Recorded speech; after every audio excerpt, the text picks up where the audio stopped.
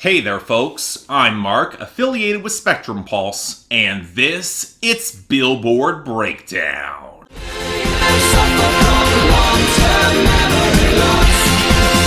I don't remember. So am I the only one feeling a little bit of anticlimax this week? Yeah, we'll be getting to the biggest story in a second here, and make no mistake, it is a huge story. The sort of story that only serves to make my predictions look kind of questionable. But for me, it wasn't a desperate race to the end, or something where the record was broken by the skin of someone's teeth. Don't get me wrong, I don't want to diminish this accomplishment. I gotta have a small round of applause for getting there. But at least to me, it became clear that nothing was gonna seriously defeat the margin our contender racked up, at least as early as last week. And once that happened, just a matter of momentum. Just had to see it all the way through. But enough dancing around this. Our top 10 were in a landmark move. Old Town Road by Lil Nas X featuring Billy Ray Cyrus did the unthinkable and broke the record for the longest running #1 in Billboard Hot 100 history. And you know what? He did it with the sales push to match the monster streaming and the YouTube that's always been his greatest asset. Probably driving home how the radio can be rendered superfluous in this era. And as for its number 2, probably stalling out the longest in the fruitless push, we got Bad Guy by Billie Eilish, where despite beating Lil Nas X's radio margin by nearly 2-1, her sales and streaming just lagged behind. But what is healthy and starting to make serious inroads is Señorita by Shawn Mendes and Camila Cabello up to number 3. I've been predicting this is going to be big for some time, and with consistent strength across the board, even better YouTube, and a huge radio surge, when Lil Nas X finally fades, this will probably be the song that takes over. And while I wouldn't quite say the same thing for Talk by Khalid up to number 4, great radio can only make up for weaker streaming and sales for so long, I would say the same for Truth Hurts by Lizzo up to number 5, given how robust it seems in all channels and no signs of slowing down. Now, all these overtook I Don't Care by Ed Sheeran and Justin Bieber down at number 6. Kind of expected drop as the album release fades, but even with a good sales week, the radio growth has just stalled out, and streaming has gotten considerably weaker. Then we got Goodbyes by Post Malone featuring Young Thug at number 7. Streaming and sales have faded slightly, but the radio run it's going on is considerable, and a little surprising. And then we had Sucker by the Jonas Brothers at number 8, where all it really has is radio, and that's in freefall. Just a matter of margins at this point before it's out of the top 10. Then, still sticking around, we got Sunflower by Post Malone and Sway Lee at number 9. Somehow it's rebounding on streaming and YouTube, even as the radio and sales are in freefall. And around at our top 10, returning to number 10, we have If I Can't Have You by Shawn Mendes. Basically on a radio run, unsupported in every other channel, and as soon as that stumbles or is overtaken on streaming, which no guidance probably will do probably next week, this song will be out of the top 10 yet again. And on that note, we got our losers and dropouts. And while I think our bigger stories in this category, they will hit next week, we still have some pretty considerable songs that are making their exits. From Pure Water by Mustard and Migos clinching their year-end spot for 2019, to Walk Me Home by Pink and Look What God Gave Her by Thomas Rhett, likely not getting there. Now the losers list can also be characterized by some muted album bombs of the past month fading away naturally, especially from Ed Sheeran, as Cross Me with Chance the Rapper and P&B Rock went down to 61, Antisocial with Travis Scott went down to 62, kind of a shame, I expected that to kind of stick around, and South the Border with Camila Cabello and Cardi B at 99. We also saw some losses for Under the Sun from Dreamville featuring J. Cole, Lute, and DaBaby at 88, and Rodeo by Lil Nas X and Cardi B at 73, but I'll admit what threw me off the most was the sudden abrupt loss for Some of It by Eric Church down to 59, which looks to be because Nashville radio yanked all the support from it. Ergo, they're imbeciles. At least Nightmare by Halsey continues to flop hard at 81, and Tip of My Tongue by Kenny Chesney lost hard off the debut to 98, but no, still, I'm hummuck on the Eric Church here. Way to blow off a great song. And look, I wouldn't get as annoyed or irritated if I looked at our gains and returns and felt like the quality was coming in to replace it. Seriously, you're boosting All to Myself by Dan and Shay to 41, which, yeah, it's okay, but then you also have that abortion One Thing Right by Marshmello and Kane Brown up to 60. Thank God hip hop and trap are mostly pulling themselves together, with My Type by Saweetie up to 37 and Cash It by Megan Thee Stallion and DaBaby at 51. Also pulling up Caleta by Bad Bunny and Taney up to 55 for some reason. As for our returns, neither I expect to stick around that long, with Wish Wish from DJ Khaled featuring Cardi B and 21 Savage at 91 and Megatron by Nicki Minaj at 100. Any gains they will get, it'll come from losses higher up in the charts, but if a Chance the Rapper rapper album bomb hits in any capacity, they could be off yet again, or at the very least in real trouble. But now onto our list of new arrivals that can't help but feel kind of muted in their impact and really all over the place. Number 94, Ballin by Mustard featuring Roddy Ricch.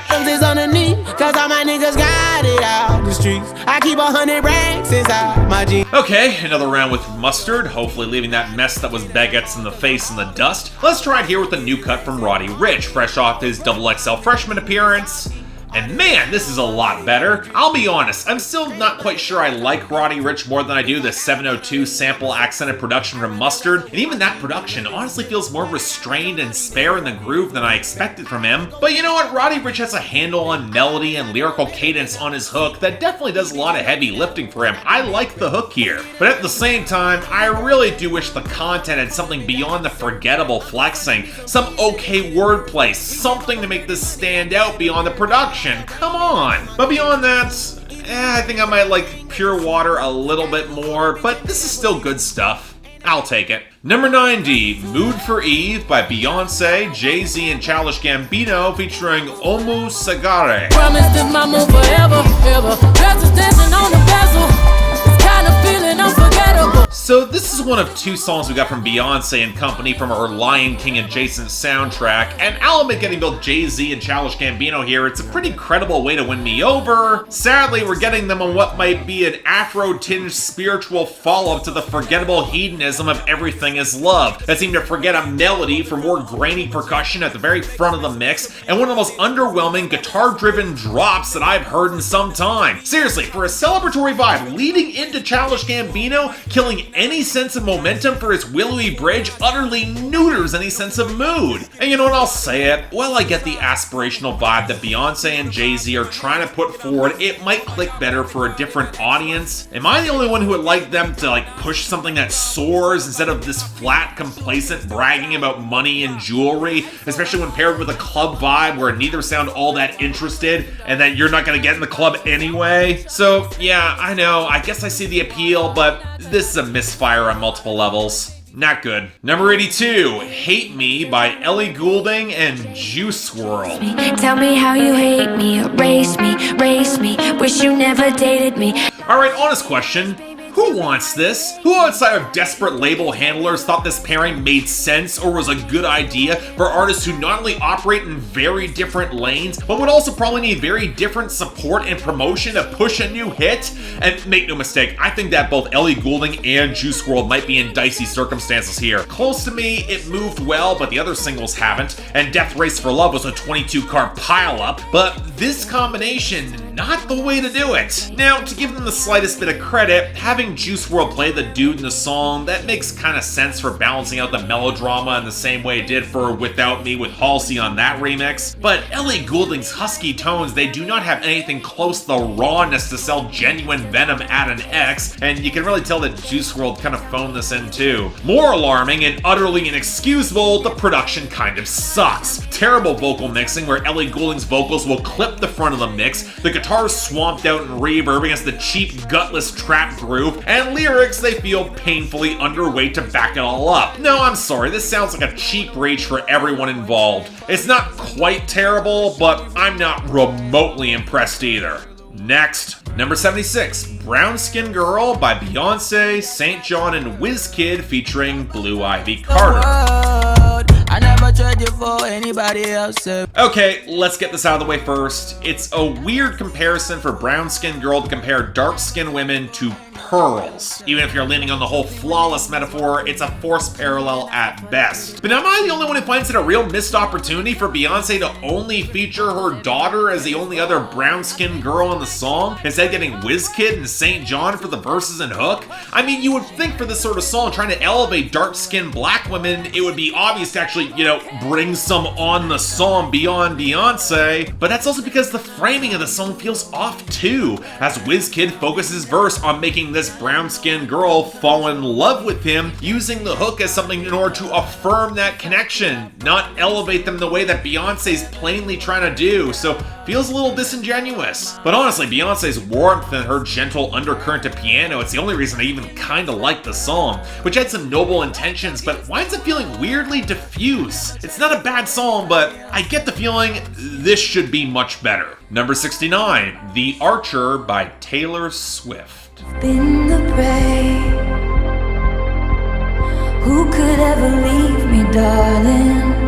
Man, I did not see this coming whatsoever, especially after the last two singles she released this album cycle. Honestly, I'm a little bit stunned this was released as a single at all, because not only is it very low-key and oddly reminiscent in the melody of Cyndi Lauper's Time After Time, but it also might feature some of Taylor Swift's best writing in years. And no, I'm not kidding. It's a moment of understated introspection where she stares in the face of her self-destructive tendencies in relationships, or even outside of them. And while she is keenly aware of her value, the veneers, they're long gone. She knows that any partner, past, present, and future, can see right through her, along with the audience. And what's affecting is that there's nothing coy or even flirtatious about it. Just weary and achingly sad as she hopes that this new partner will actually stick around, with just enough desperation to accent how there's no guarantee of it. It's the desperate vulnerability of Back to December with the self-awareness of Style and Blank Space. And if Jack Antonoff's production just hit a little bit more of a climax point off those hazy guitars, I'd probably put this among one of her best ever songs.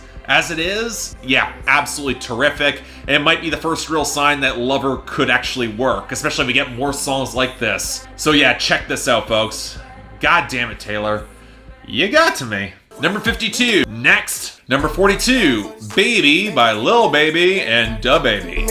Baby having 4 or 5 killers. Baby got children. Baby probably still drug dealer. Oh look, the second collaboration in a week that I immediately thought was a bad idea when I first heard about it, but for very different reasons. Maybe it's just me, but given how DaBaby's rising star and how Lil Baby could well be on his way out, I'm just gonna repeat that until it becomes true, and given their very different styles of trap and stark imbalance of talent, I honestly didn't expect this to work all that well. And honestly, once you move beyond all the gimmick of all the babies here, it's not really noteworthy. The muted staccato line is really flat against the basic trap percussion. Lil Baby's drug running is not interesting. He sounds even less compelling on the hook. And DaBaby's verse remains as sleazy, but lacking the punchlines or the greater sense of humor that could elevate it. He has absolutely done better. But again, outside the gimmick, I don't really see this sticking around. It's not terrible or even all that bad, but I'll forget about this in a day or so. Let's move on. And finally, number 29, How Do You Sleep by Sam Smith. In all that danger,